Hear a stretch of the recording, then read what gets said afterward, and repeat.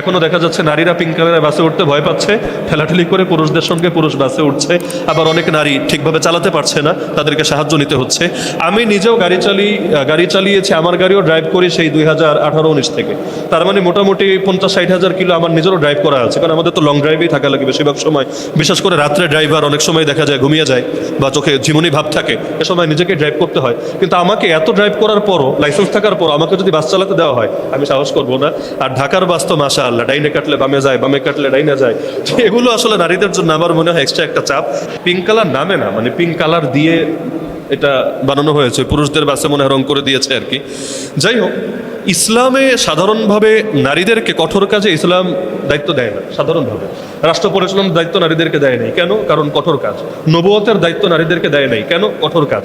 এগুলো নারীদের প্রতি ঘৃণা থেকে করে নাই এমন না, ইসলাম চেয়েছে নারীদের জন্য সহজ থাকুক। এজন্য একজন নারীর অর্থায়ন, ভরণ পোষণ কখনো তার নিজের কাঁধে আসে না, সবসময় কোনো না কোনো পুরুষের কাঁধে আসে। বাপ থাকলে বাপের উপর, না থাকলে ভাইদের উপর, তাও না থাকলে বিয়ে হয়ে গেলে স্বামীর উপর, স্বামী না থাকলে সন্তানের উপর, কেউ যদি না থাকে রাষ্ট্রের উপর। রাষ্ট্র বাধ্য বাইতুল মাল থেকে নারীর ভরণ পোষণ দিবে। ইসলাম কখনো নারীর খরচও নারীর কাঁধে চাপায় না, সবসময় পুরুষের কাঁধে চাপায়। আল্লাহ কোরআনে বলেছেন, আর রিজালু কাওয়ামুনা আলান নিসা। এরপরও যদি নারীরা কখনো কাজ করতে চায়, সুযোগ আছে, কিন্তু সেটা অবশ্যই পর্দার সঙ্গে, শালীনতার সঙ্গে হওয়া উচিত। যেমন অতীত যুগেও হয়েছে, নারীরা বিভিন্ন ক্ষেত্রে বিভিন্ন অবদান রেখেছে। কেউ হাতের কাজ করত, সেলাই করত, বিভিন্ন কাজ করত, যার দ্বারা দেশ ও জনগণ উপকৃত হতো। তো বাস চালানো, পাথর ভাঙা, দিনমজুরি করা, কোদাল দিয়া মাটি কাটা, এই কাজগুলো যদি নারীদেরকে দেওয়া হয়, পুরুষের জন্য চাপ কমবে, সন্দেহ নাই। কিন্তু এর দ্বারা আসলে নারীদের কতটা অনুগ্রহ হয় আল্লাহ ভালো জানে।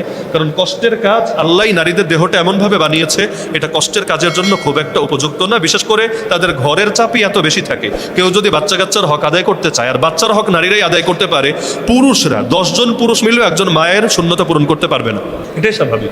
10 পুরুষও যদি চেষ্টা করে, একজন মায়ের শূন্যতা কখনোই পূরণ করা পসিবলই না। এজন্য যেই বাচ্চারা মায়ের কাছে বড় হয় না, ওই বাচ্চারা একরকম হয়, আর যারা মায়ের আদরে মায়ের কোলে বড় হয় তারা আরেক রকম হয়। এজন্যই তো কথা আছে, তুমি আমাকে শিক্ষিত মা দাও, আমি তোমাকে শিক্ষিত জাতি উপহার দেব। বাপের ব্যাপারে কিন্তু বলে নাই তুমি শিক্ষিত বাপ দাও, আমি শিক্ষিত জাতি উপহার দেব, বরং তুমি শিক্ষিত মা দাও, আমি শিক্ষিত জাতি উপহার দেব। কারণ সন্তানের প্রথম বিদ্যালয় হলো মায়ের কোল।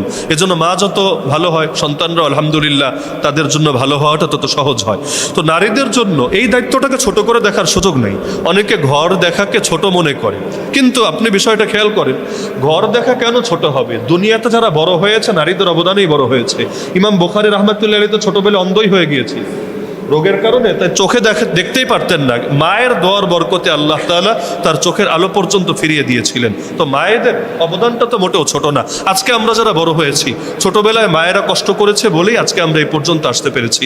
তাহলে নারীদের জন্য সরকারের পক্ষ থেকে সবচাইতে বড় অনুগ্রহ হবে, নারীরা ঘরের ভেতরেই কিভাবে ভরণ পোষণ ঠিকভাবে পায়, মূল্যায়ন পায়, সমস্ত নির্যাতন থেকে তারা মুক্ত থাকে, এবং যে কোনো ক্ষেত্রে ক্ষতিগ্রস্ত হলে তারা রাষ্ট্রীয় এবং আইনি সেবা পায়, এটা নিশ্চিত করা। এখন তাদেরকে রাস্তায় নামিয়ে দিলে কাজ হবে, কিন্তু এতে লাভ কতটুকু হবে আল্লাহ ভালো জানে। বিশেষ করে এখন সরকার যে উদ্যোগটা নিয়েছে পিঙ্ক কালারের বাসের ক্ষেত্রে, এটা সম্ভবত এমন যে সবাই নারী থাকবে, হেল্পারও নারী, কন্ডাক্টরও নারী, তারপর চালকও নারী, সবই নারী। এটা অবশ্যই নারীদের নিরাপত্তার বিষয় মাথায় রেখেই করা হয়েছে, যতটুকু আমরা বুঝি। নিয়ত ভালো, কিন্তু আসলে কতটুকু বাস্তবায়ন হবে আল্লাহ ভালো জানে।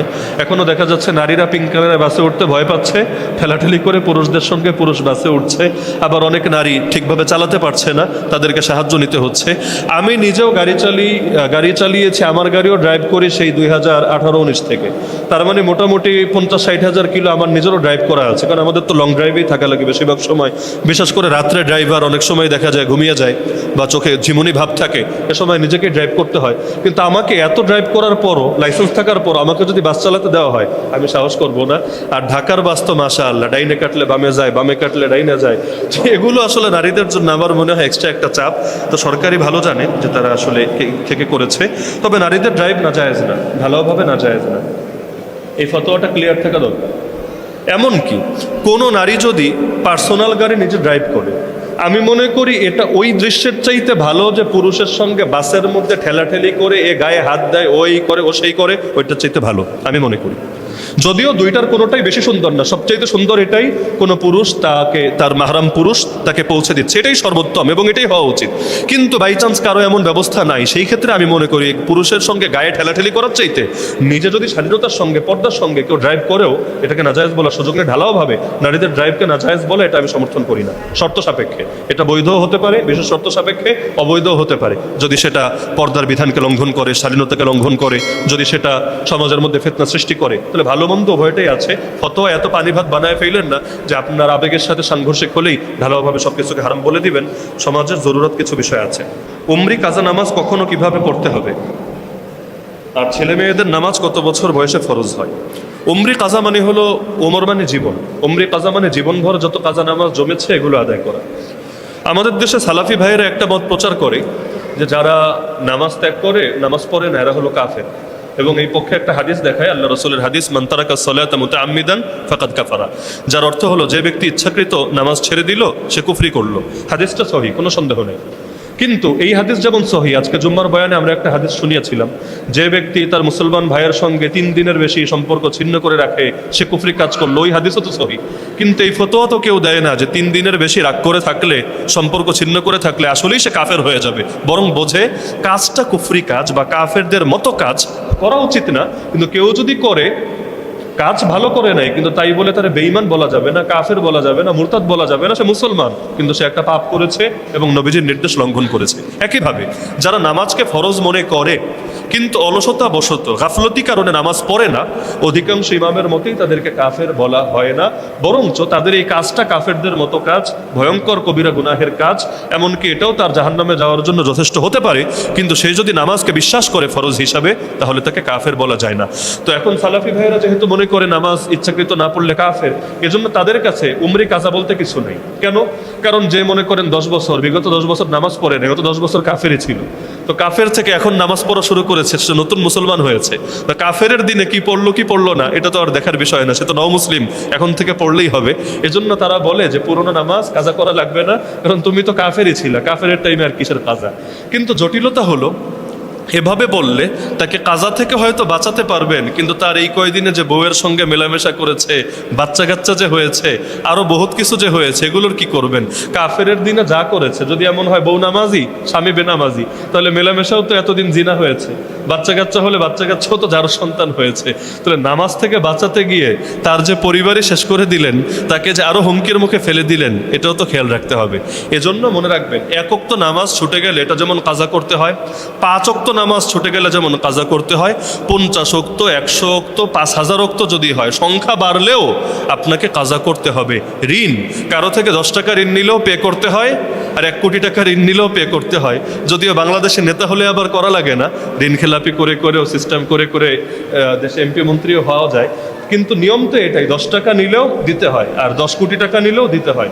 একইভাবে নামাজ 2 ওয়াক্ত কাজা করলেও কাজা করতে হবে, আর যদি আপনি 5000 ওয়াক্ত হয়ে যায় তবুও ধীরে ধীরে ধীরে কাজা করতে হবে।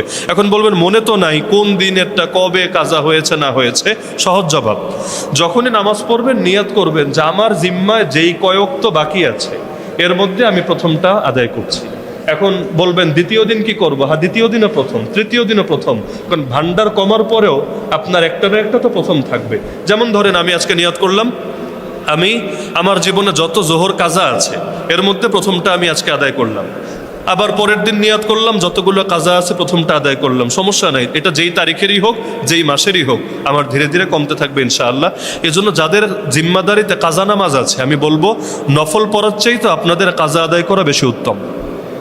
নফল নামাজ পড়ার চাইতেও কাজাগুলো কমানো আপনাদের জন্য বেশি উত্তম, কারণ কাজাটা তো ফরজ আর নফল তো নফল। এখন পরনে নাই লুঙ্গি, আপনি আছেন পাগড়ি নিয়ে চিন্তায়, পাগড়ি পরে পরবেন, আগে লুঙ্গি ঠিক করেন, লুঙ্গির ব্যবস্থা করেন। এজন্য যাদের জিম্মাদারিতে কাজা আছে আপনারা নফলের চাইতেও কি করবেন?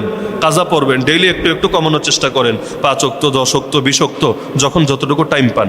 আর নামাজ ফরজ হয় মৌলিকভাবে যখন মানুষ বালেগ হয়, প্রাপ্তবয়স্ক হয়। প্রাপ্তবয়স্ক মানুষ সবাই এক বয়সে হয় না, কোনো ছেলে 12 বছরেও হতে পারে, কেউ 13 বছরেও হতে পারে। মেয়েদের ক্ষেত্রে একই কথা। কারো যদি বালেগ হওয়ার কোন আলামত প্রকাশিত না হয়, ছেলে হোক বা মেয়ে, মেয়েদের যেমন মাসিক হওয়া, ছেলেদের যেমন স্বপ্নদোষ হওয়া, অথবা আরও যা কিছু আলামত আছে, কিছুই হয় নাই, তার কোনো আলামতই নেই, তাহলে সর্বশেষ সীমা হলো 15 বছর। 15 বছরে বালেগ হবে এটাই ফতোয়া না, বরঞ্চ অন্য কিছু যদি না পাওয়া যায় তাহলে শেষ সীমা হলো 15 বছর। 15 বছর হলে তাকে অবশ্যই প্রাপ্তবয়স্ক বিবেচনা করা হবে ইসলামের দৃষ্টিতে। রাষ্ট্র আবার ভিন্নমত পোষণ করে এখানে। রাষ্ট্র বলবে মেয়ে হলে 18 বছরের আগে তুমি নাবালেগ, 17 বছর 11 মাস 30 দিন হয়েছে, এখন 31 নম্বর দিন হয় নাই, এখনো তুমি নাবালেগ, রাত 12টা ক্রস করে যেই মাত্র 18তে পড়বে সঙ্গে সঙ্গে তুমি বালেগ। এটা রাষ্ট্রের সীমা, কিন্তু ইসলামের সীমা হলো আলামত প্রকাশিত হওয়ার সঙ্গে। কেউ 12 বছরেও হতে পারে, 13 বছরেও হতে পারে, আর একান্ত কিছু যদি না পাওয়া যায় তাহলে সে বালেগ হবে যখন তার বয়স 15 হবে।